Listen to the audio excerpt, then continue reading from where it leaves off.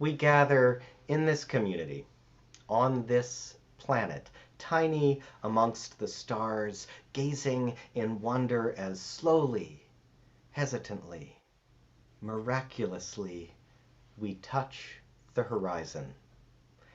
Let us enter into worship together.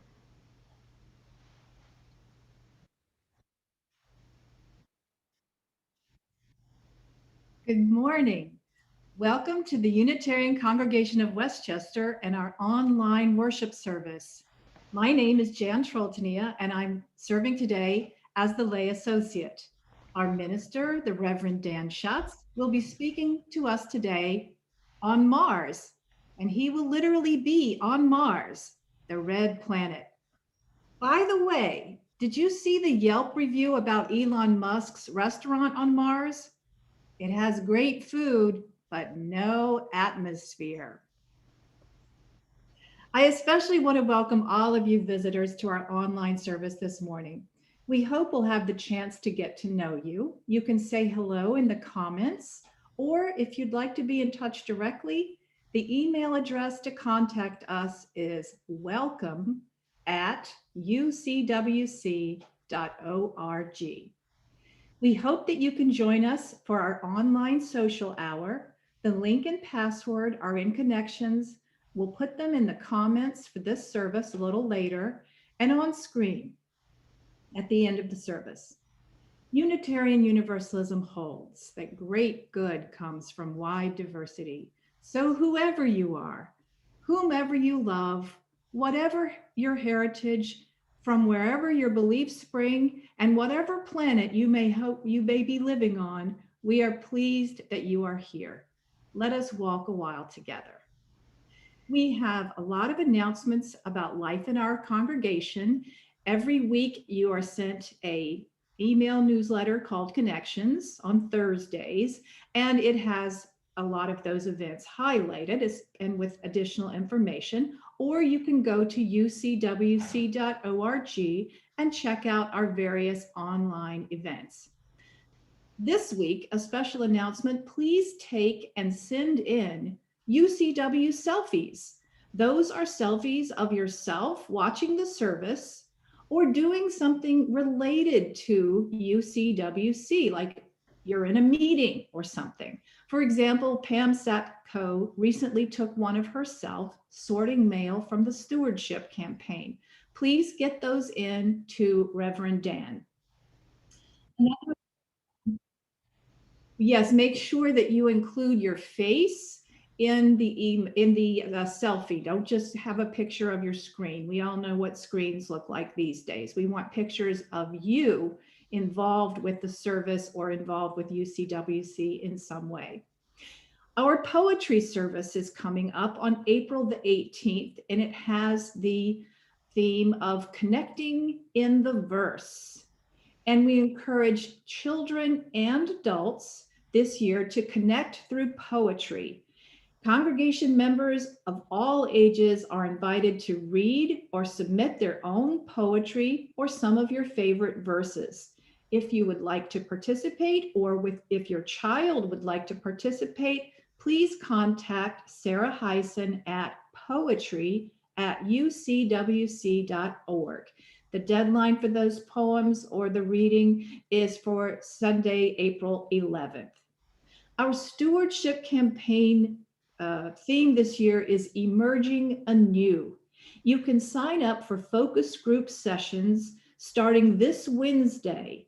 They are held at various times, and the website has the Sign Up Genius list that you can use to sign up. Again, that's ucwc.org, and look on the calendar starting this Wednesday. There will be a stewardship entertainment on Saturday, March the 6th. So please mark your calendars for that. Lisa Jeanette, a singer-songwriter from right here in Chester County, is going to be streaming a live performance just for us. She is a multi-instrumentalist and accompanies herself on guitar, piano, and sometimes on a harpsichord. So that's coming up March the 6th.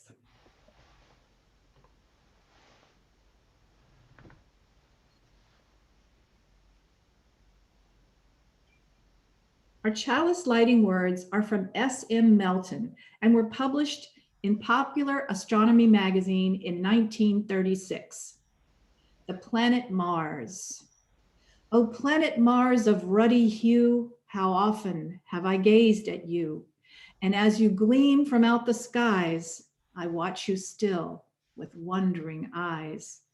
I wonder why you are so red.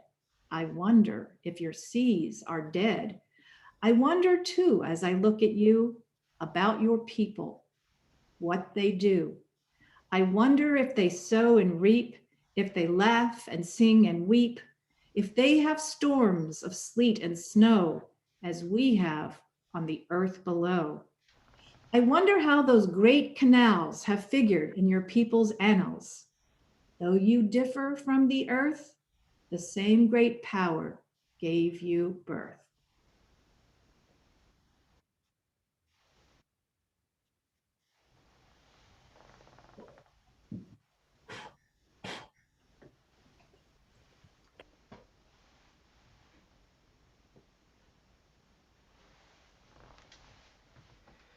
Well, I invite you now to sing a wonderful song by Esai Barnwell from Sweet Honey in the Rock, and also a Unitarian Universalist songwriter and musician.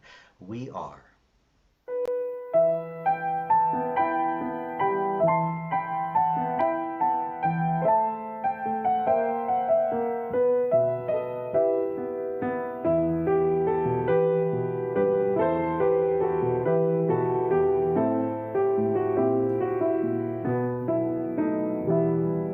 For each child that's born, a morning star rises and sings to the universe who we are. For each child that's born, a morning star rises and sings to the universe who we are. We are our grandmother's prayers, and we are our grandfather's dreamings. We are our breath of our ancestors. We are the Spirit of God. We are mothers of courage and fathers of time. We are daughters of dust and the sons of great visions. We're sisters of mercy and brothers of love. We are lovers of life and the builders of nations. We're seekers of truth and keepers of faith. We are makers of peace and the wisdom of ages. We are our grandmother's prayers, and we are our grandfather's dreamings. We are the breath of our ancestors. We are the Spirit of God. We are mothers of courage and fathers of time. We are martyrs of dust and the sons of great visions. We're sisters of mercy and brothers of love. We are lovers of life and the builders of nations. We're seekers of truth and keepers of faith. We are makers of peace and the wisdom of ages. We are our grandmother's prayers, and we are our grandfather's dreamings. We are the breath of our ancestors. We are the Spirit of God. That's born, a morning star rises and sings to the universe who we are. For each child that's born, a morning star rises and sings to the universe who we are.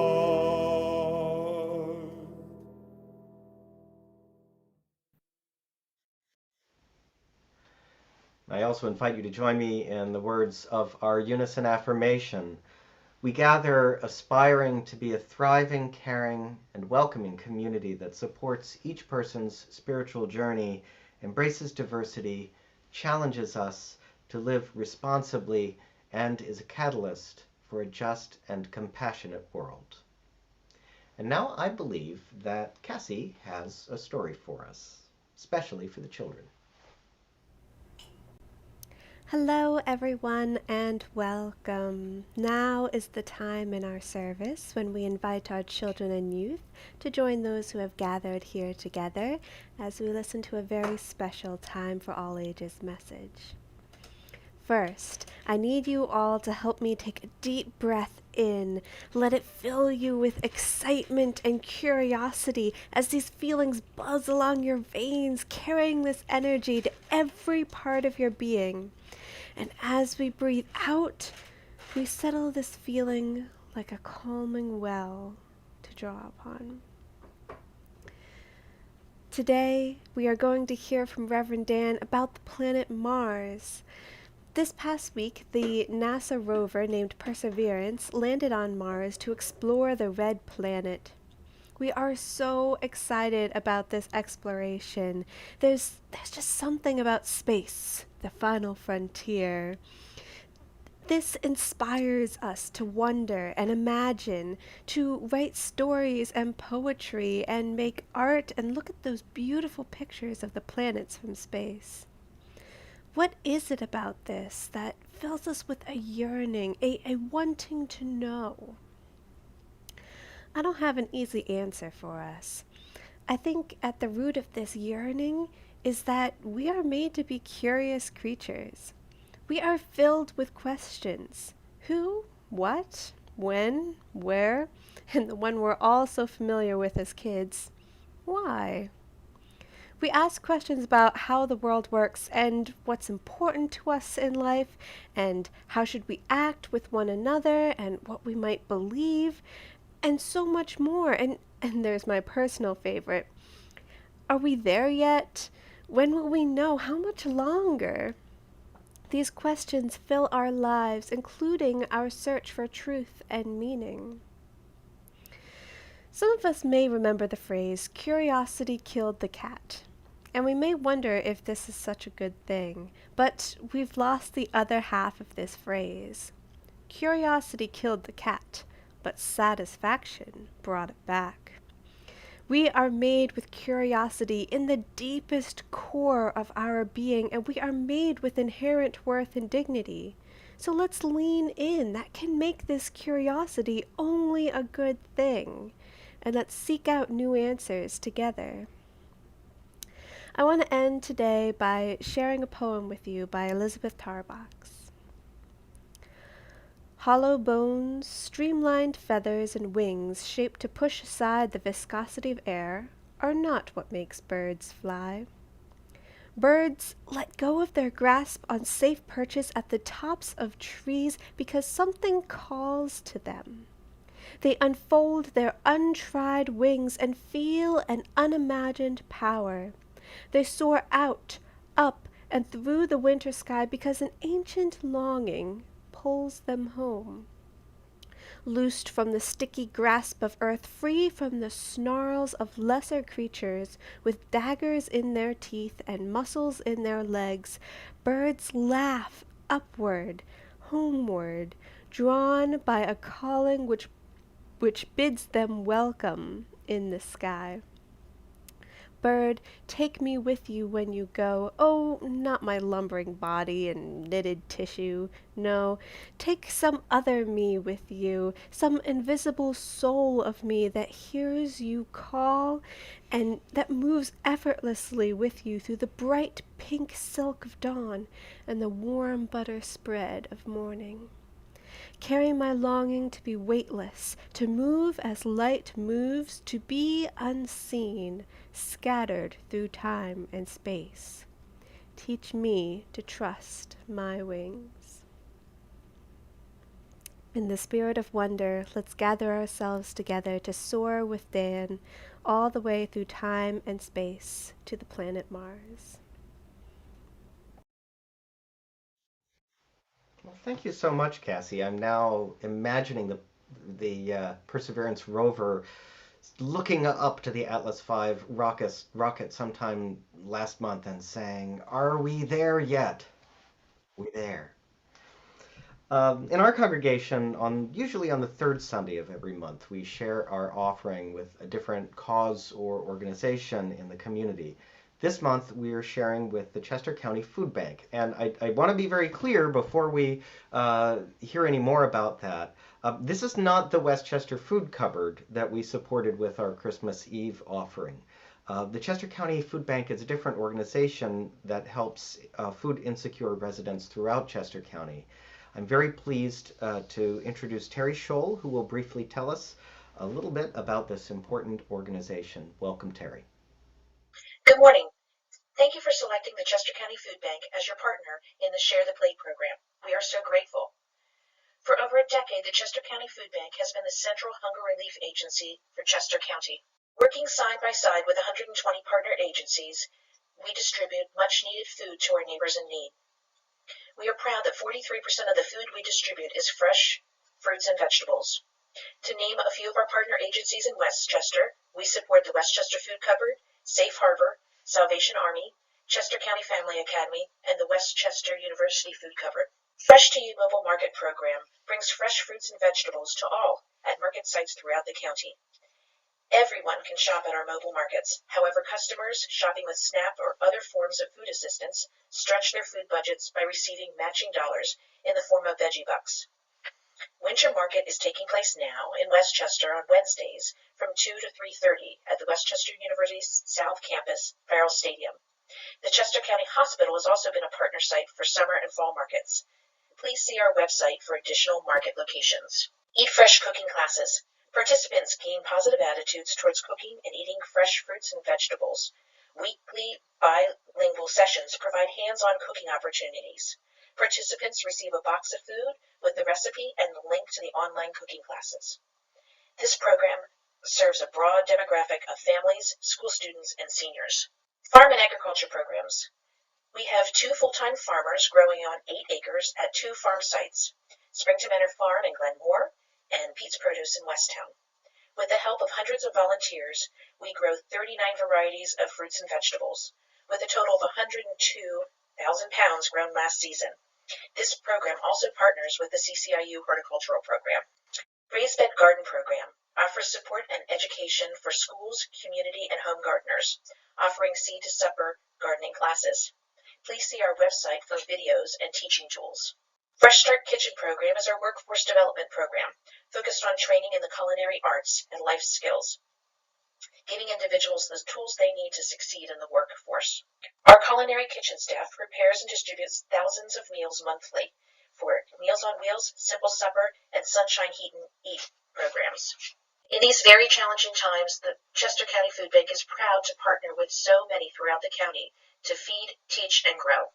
We could not do all the work we do without the support of our fabulous volunteers and generous donors. Please check out our website for more information, and thank you so much. Thank you. And during the pandemic and the economic hardship that goes with it, one of the single biggest concerns is food insecurity. I know as we give both to the food bank and to our congregation, we will be as generous as we are able within our means. Now, there are a few ways you can do this. You can give on the web or by PayPal. If you have the PayPal app on your phone, you can just hold your phone's camera up to the QR code that's going to be on the screen in a minute. If you have somebody else in the household, they can take a picture of you doing that, and then you can send it to me for our, sorry, I'm digressing. Or you could send a check marked for the Share the Plate.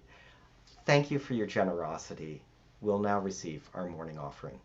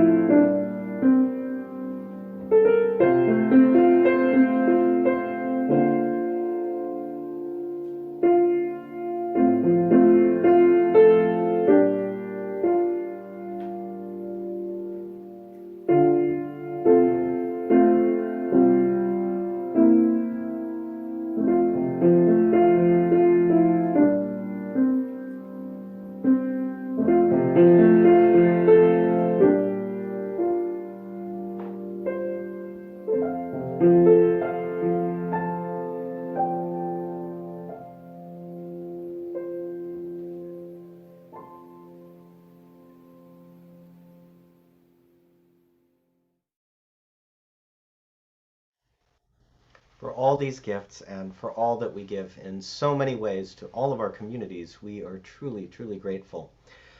Before we start talking about Mars, there's one more person I want us to hear from.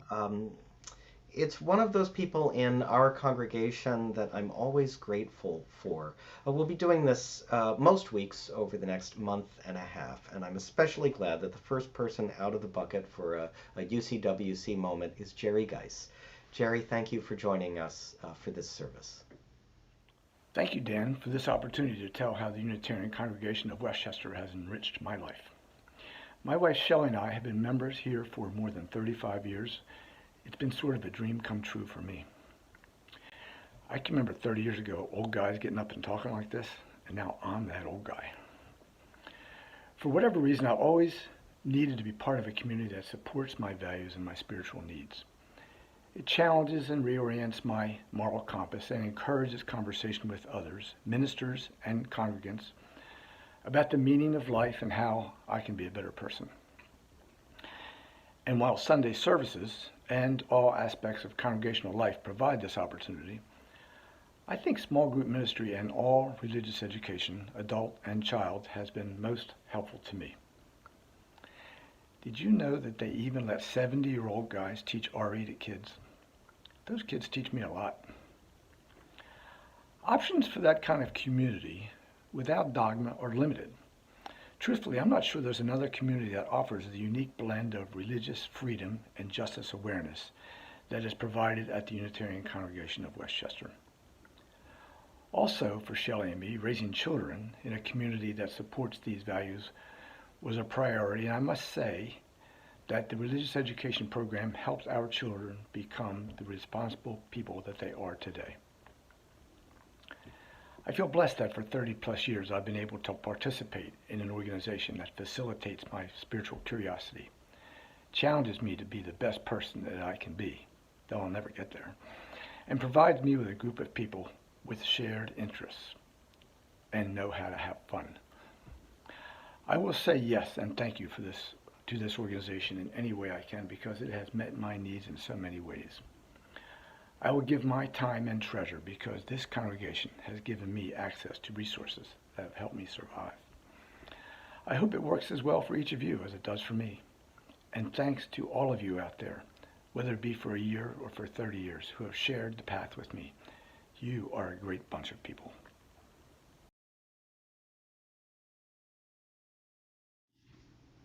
Well, thank you, Jerry, and thank you for being, one of the guys and one of the people that taught my son in religious education. I really appreciate everything you do. Well, today's service is about Mars, and as part of that service, I wanted to share a song with you that was written by an old family friend who absolutely would have loved Thursday's events at NASA. Jonathan Eberhardt was a singer and a very fine folk musician. He was also the space exploration editor for Science News. And in 1976, Jonathan was at NASA's Jet Propulsion Laboratory in Pasadena covering the Viking spacecrafts that at that time were just beginning to study Mars. So he wrote this song for the planet Mars from the point of view of the planet Mars. It's called Lament for a Red Planet.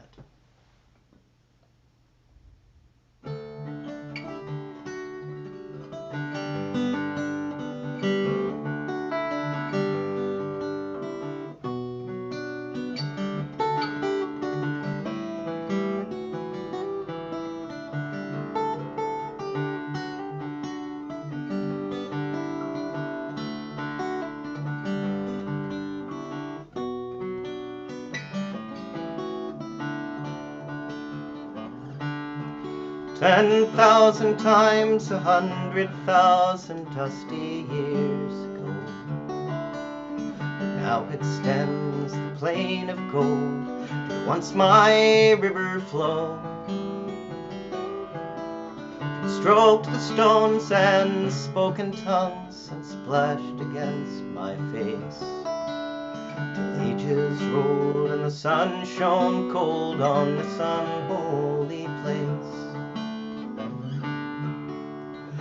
So many stars bedeck my skies when once there were but few.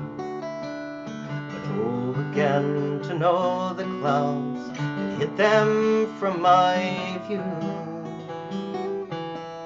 My ochred cliffs and rusted sands stand regal and serene. But oh, my wan and wasted world, I miss your blue and green.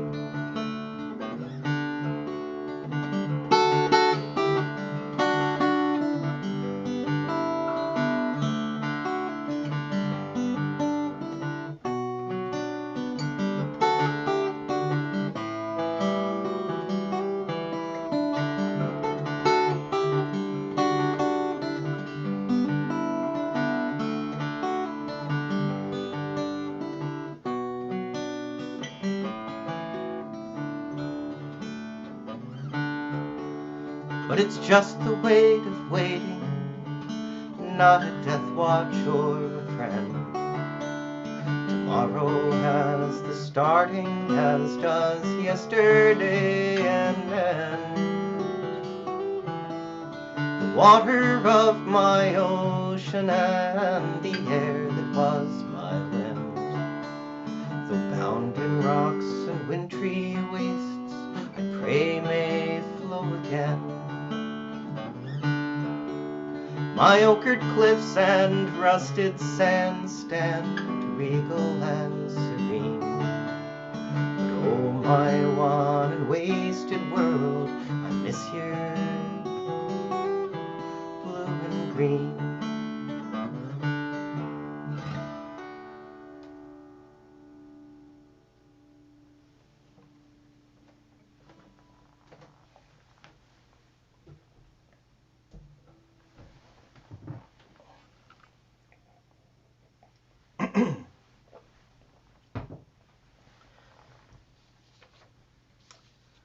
Well, this first reading is not about Mars, although it is from a book of poetry called Life on Mars. It's written by the former poet laureate Tracy K. Smith, whose father was an engineer on the Hubble Space Telescope. This excerpt from her poem, My God, It's Full of Stars, recalls some of her memories growing up in a family of space explorers. When my father worked on the Hubble telescope, he said they operated like surgeons, scrubbed and sheathed in papery green, the room a clean cold and bright white. He'd read Larry Niven at home and drink scotch on the rocks, his eyes exhausted and pink. These were the Reagan years when we lived with our finger on the button and struggled to view our enemies as children. My father spent whole seasons bowing before the oracle eye, hungry for what it would find. His face lit up whenever anyone asked, and his arms would rise as if he were weightless, perfectly at ease in the never-ending night of space. On the ground, we tied postcards to balloons for peace. Prince Charles married Lady Di. Rock Hudson died. We learned new words for things. The decade changed.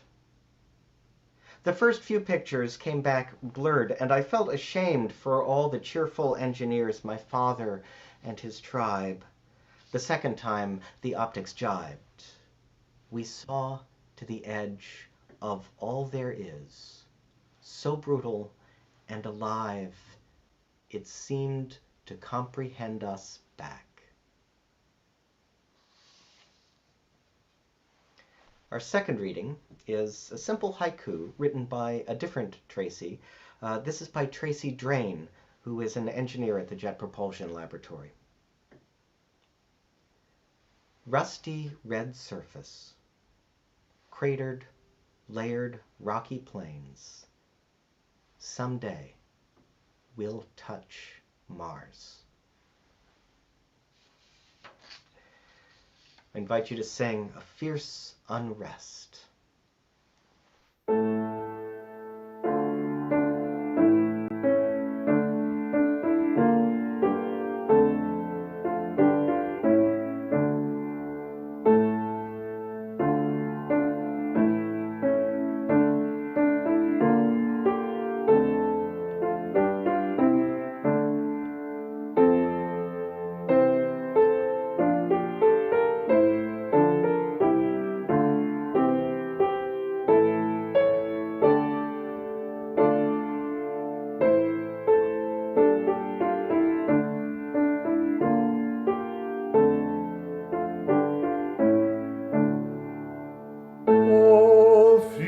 this unrest seethes at the core of all existing things.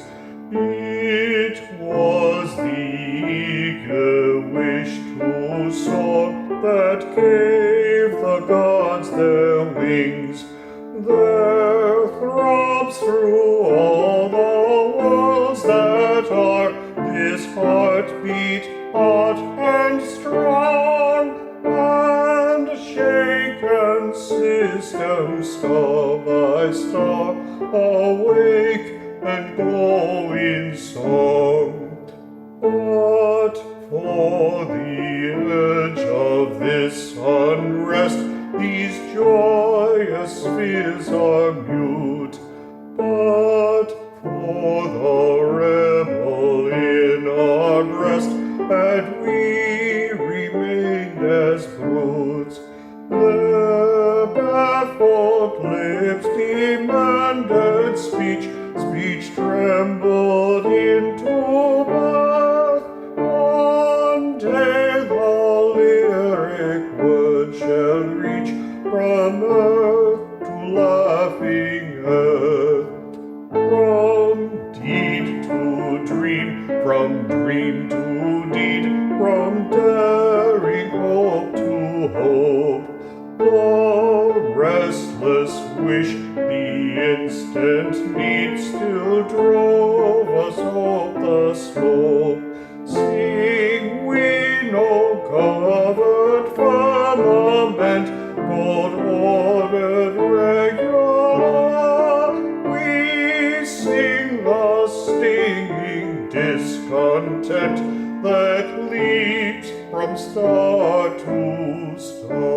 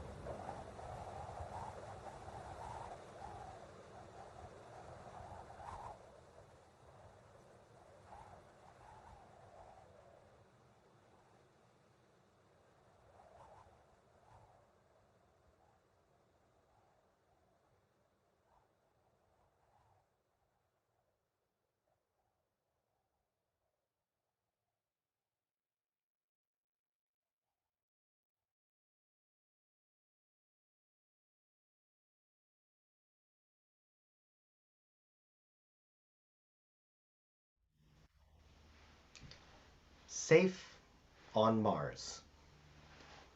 These were the first words transmitted by the rover Perseverance after a harrowing landing on Thursday afternoon.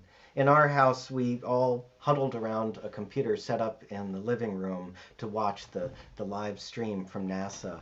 When Perseverance sent in its first photo, the surface of the alien world looked familiar and for all the world inviting. 8 years went into this moment, the most difficult landing in the most difficult terrain ever attempted. NASA gave it a little better than 50-50 odds. You could see the anxiety as engineers and scientists tried to manage expectations, talking about how much they'd still learn if the mission should happen to fail. Then Perseverance separated from its Atlas V rocket, rotated, and entered the atmosphere. It performed the SUFR maneuver, which literally stands for straighten up and fly right.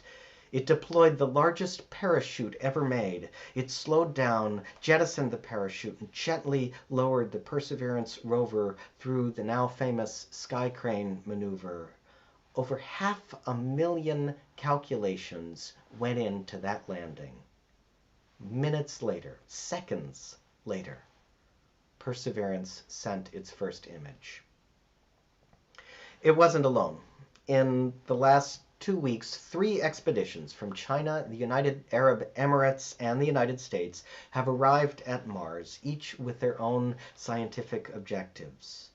Perseverance will study the Martian surface and will search for evidence of past life, collecting samples to be retrieved and brought back to Earth by future missions. Just consider that for a moment.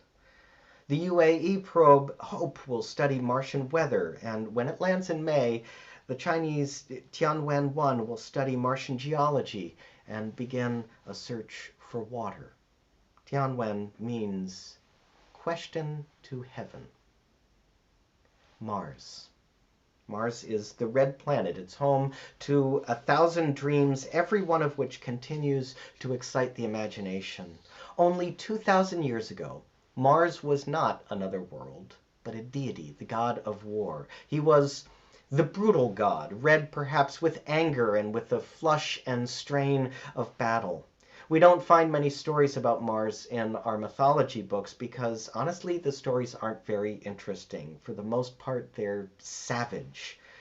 Ovid's description of the serpent of Mars is of a terrible, poisonous monster, a creature as huge as the serpent that twines between the 2 bears in the sky.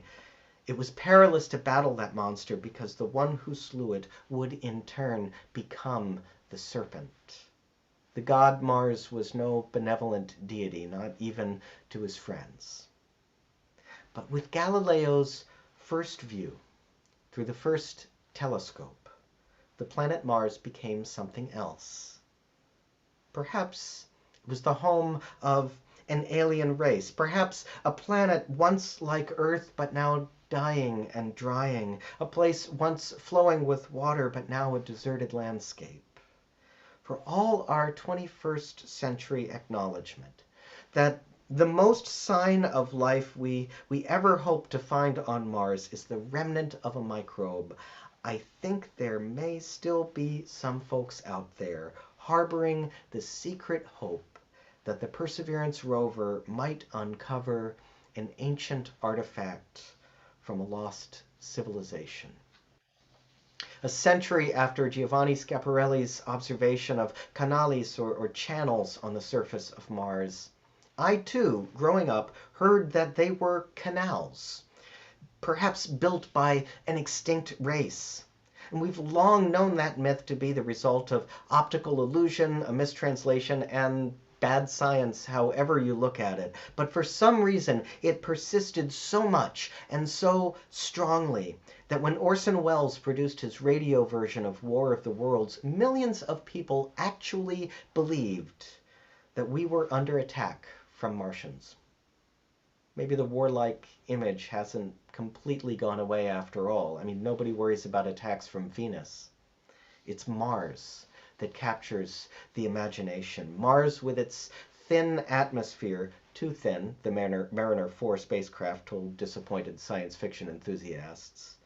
Mars, with its changeable polar ice caps, its towering mountains, its sly hints of liquid water somewhere, maybe, its wobbly rotation, its volcano, Olympus Mons, the tallest in the solar system. Mars lifts the human spirit into a drive to explore. It has always been that way. Mars has always excited the imagination. From a god of war to the home of little green men, it was always men for some reason, little green men, to a red ball of ice and mystery, Mars has changed in our minds, but its draw has only grown with the centuries. How can we help but be touched with wonder? We have moved from worshiping the planets as gods to exploring them as frontiers. The little green men once feared as Martian invaders have been replaced by little metal robots from Earth, reaching out with tentative grasp into the soil of another planet. Now, Trekkies, like me, know that the moral of 1/3 of all Star Trek episodes is that humanity cannot be cooped up forever. And my, how we understand that these days. We have a drive to learn, to explore, to find new horizons of knowledge and spirit. Just look at the names we give to our rovers. Spirit, opportunity, curiosity, perseverance, questions to heaven. We may or may not learn more from exploring Mars than we would have from any other venture, exploring our own oceans, perhaps, or redoubling our efforts in medicine. I'm not sure how we could quantify knowledge in any case. That really isn't the point. This kind of exploration is about our human spiritual quest for truth. The more we understand about the universe, the better we understand ourselves. When Galileo first discovered the phases of Mars, the Western world still believed that Earth was the center of the universe. That belief informed everything they were and everything they did. We were literally self-centered. It took a scientific revolution to shake us out of that. And the revolution still isn't completely fulfilled. I mean, we still have a flat Earth society, which I recently read proudly announced that they had members around the globe. Just think about that for a minute. So there's work to do. I know. But whether we look for knowledge in the sky or in our own psyches, we search with the excitement that comes with the foretaste of new truth waiting to reveal itself. We search with the wonder that comes from knowing that at any moment we could learn something that would change not only our lives, but all life. The exploration of Mars awakens our curiosity, but it can't contain it. And as much as we're hyper aware of so many problems in the world right now, the pandemic, politics, the deadly ice and cold in Texas, I hope we also pay attention to what is happening 126 million miles from here. Maybe what we discover will release our pent-up human passion for truth. Maybe it will awaken our imaginations and remind us what is possible. 100 years ago, the astronomer Maria Mitchell spoke of her work in profoundly spiritual terms. We especially need imagination in science, she said. It is not all mathematics nor all logic, but is somewhat beauty and poetry. Reading her words again this week, I began to understand why she became a Unitarian. Question everything, she said. Now, that vision isn't unique to Maria Mitchell any more than it is to Leonardo da Vinci, Johannes Kepler, Richard Feynman, or Guo Shoujing, the 13th century Chinese astronomer. It's a vision that permeates all scientific exploration on Earth and in space alike. It goes beyond mere inquiry. Imagination and poetry are central to the process because any genuine quest for truth begins with the recognition that what we know is only the smallest part of what we may yet come to understand. In order to seek the truth with fresh eyes, we need to be able to imagine some of the ways our universe and our sense of the universe could be different. This is science, but it isn't only science. It's also a fundamental part of our way of making meaning as Unitarian Universalist seekers of truth. We need poetry, curiosity, and imagination, as well as inquiry, whether we're completing the next step in a long series of chemical experiments, or classifying quasars, or deepening the spiritual and ethical truth of our hearts. Maybe one of the reasons the planet Mars calls to us so insistently is that it reminds us not only how to learn, but also how to live with wonder and amazement and a deep yearning for new ways of understanding and being. The study of Mars is as much a spiritual quest as it is a scientific one. It's the symbol of everything we may one day discover about the universe in which we live, a sign of learning and also of hope. It's the hope that even a fossilized microbe could give us if it told us maybe we're not alone in the universe. Hope that one day we may find ways to expand the horizons not only of human knowledge but of human living, and the far more important hope that rises in our hearts when we think of ourselves not as nations but as humans from Earth touching another world. In reaching out to other worlds, could we learn something about how to reach inward to this one? 15 years ago, then President Bush announced plans to put human beings on Mars within 20 years. Now, the target date has changed. I think we're now looking at 2033, but it still probably won't happen by then. I think, however, that it will, one day. And I hope that when it does, that it won't be the work of one nation, and especially not of a corporation, but the combined efforts of many countries.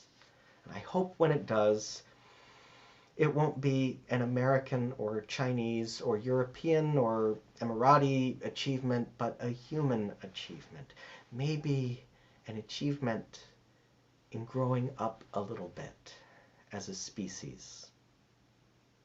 I realize this is an optimistic dream, but every time we remind ourselves that we are one people on this planet and that this planet is a very small place to be, we make progress for all humanity. Maybe the arrival of these new robotic explorers from 3 nations is an opportunity to reflect not only on what it would mean to all of us if they were to make astonishing discoveries, but also on our common humanity. We are diverse, but we are together, traveling through space and centuries as neighbors and perhaps one day as friends. Earlier this week, I went out on my back porch in the night, huddled against the cold, and looked at Mars. There it was, high in the southwestern sky, small and distant, distinctly red, and close enough that we have begun to touch it. I imagined the tiny artificial ambassadors crawling so slowly and intentionally across its rust-red surface. It was a beacon in the sky, a reminder of curiosity and imagination and possibility and wonder. As the eyes of one planet gazed into another, it even reminded me of love. It looked, for all the universe, inviting.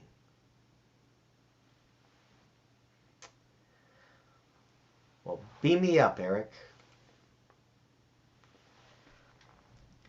Well, in our congregation, we share joys and sorrows, milestones of our lives. As we move into the part of the service when we read our cards of sharing, I invite you to sing the first verse of Winds Be Still. Winds be still, storm clouds pass and silence come, peace grace this time with harmony. Fly, bird of hope, and shine, light of love, and in calm let all find tranquility.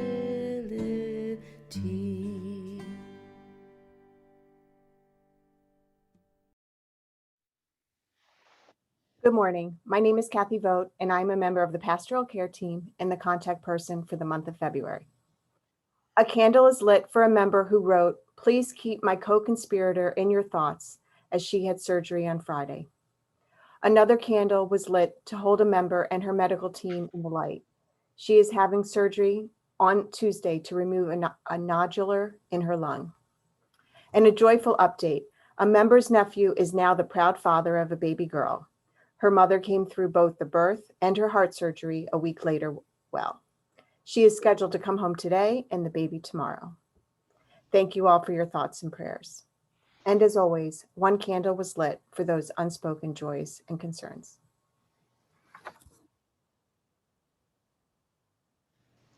Please sing the last verse of Winds Be Still. Light shine in, illuminate our inward view, help us to see with clarity. Shine bright and true, so we may join our songs in new sounds that become full symphony.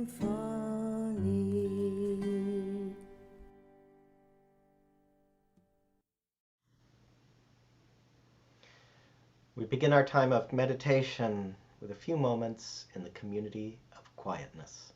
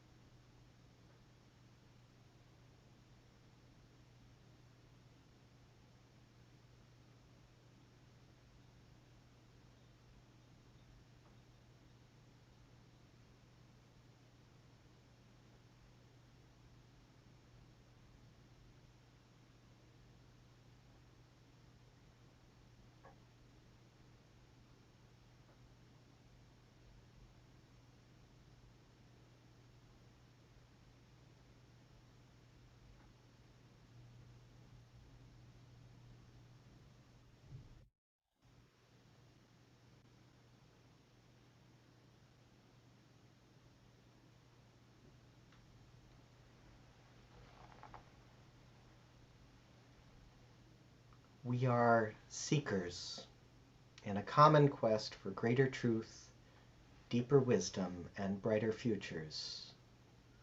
We are explorers, open to knowledge and wisdom, willing to be changed because of what we have found. We are healers, moved to compassion by the suffering in Texas, by the pandemic, by the impacts of climate change, by all that we would mend.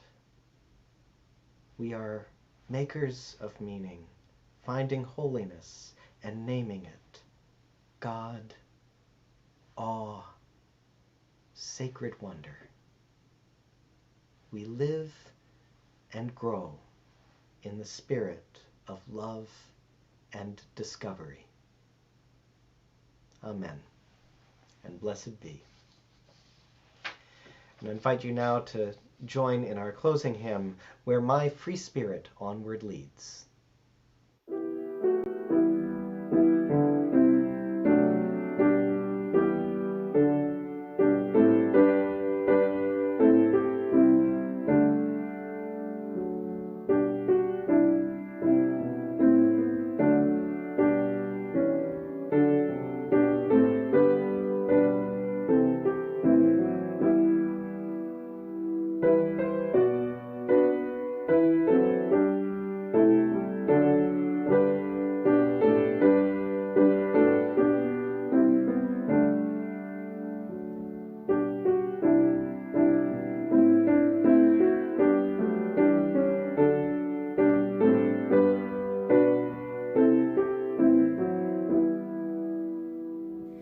Where my free spirit onward leads, well, there shall be my way.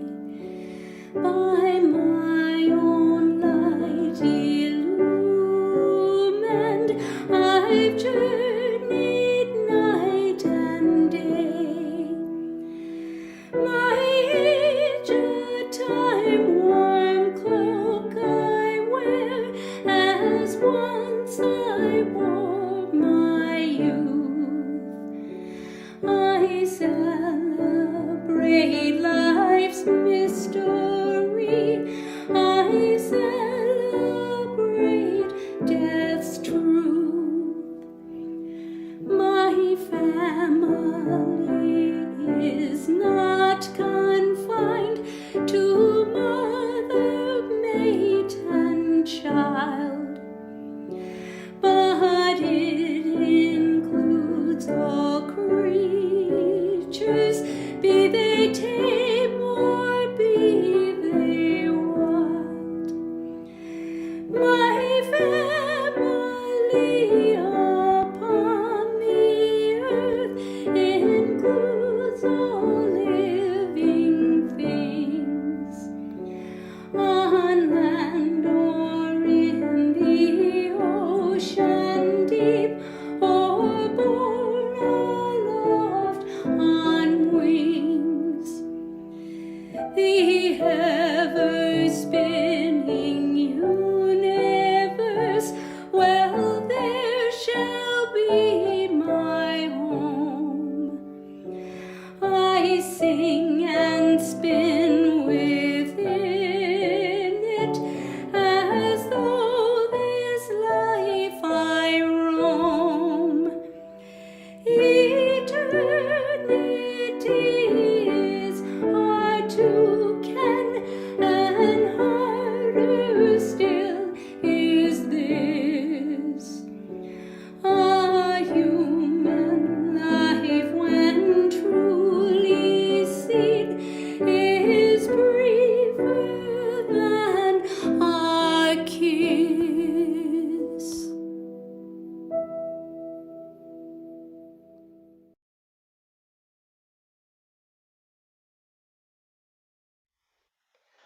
We close with words from Maria Mitchell. Do not look at stars as bright spots only. Try to take in the vastness of the universe. Go in peace.